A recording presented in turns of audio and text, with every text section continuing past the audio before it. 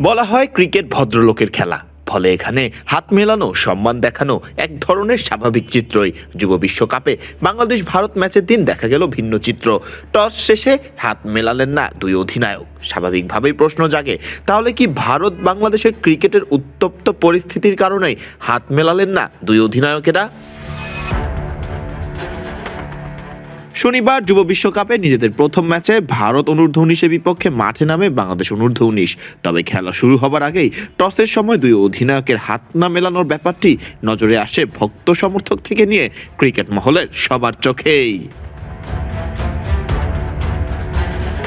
হাত না মেলানোর ব্যাপারটি অস্বাভাবিক হলেও যে ক্রিকেট খেলায় নতুন নয়, তবে নেপথ্যেও যে আছে ভারত দলের হাতটি। এর আগে নিজেদের দুই দেশের সম্পর্ক খুব একটা ভালো না হওয়ায় পাকিস্তান দলের ক্রিকেটারদের সাথে ম্যাচ শেষে এবং শুরুতে টসের সময় হাত মেলাননি ভারতের ক্রিকেটারেরা। ফলে সেই ঘটনার পর ক্রিকেট বিশ্ব দেখেছিল ক্রিকেটের অন্যতম সৌন্দর্য নষ্ট হবার মতো দৃশ্যটি।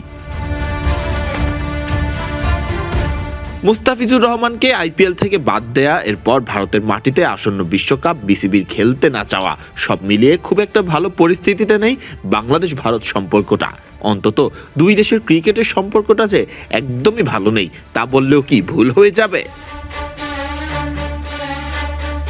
ক্রিকেটে ম্যাচের দিন টসের পর এবং ম্যাচ শেষে দুই দলের হাত মেলানোটা কি এবার বন্ধ হয়ে যাচ্ছে ভারত বাংলাদেশ ম্যাচে? ম্যাচ শেষে খুব সম্ভবত ব্যাপারটি নিয়ে পাকাপোক্ত হয়েই জানানো যাবে। তবে আপাতত যা দাঁড়িয়েছে, ভারত অনূর্ধ্ব-19 অধিনায়ক এবং বাংলাদেশ অনূর্ধ্ব-19 অধিনায়ক বিশ্বকাপের মঞ্চে টসের পর হাত মেলাননি একে অপরের সাথে। ফরদিন রহমান সকাল, বিডি ক্রিক টাইম।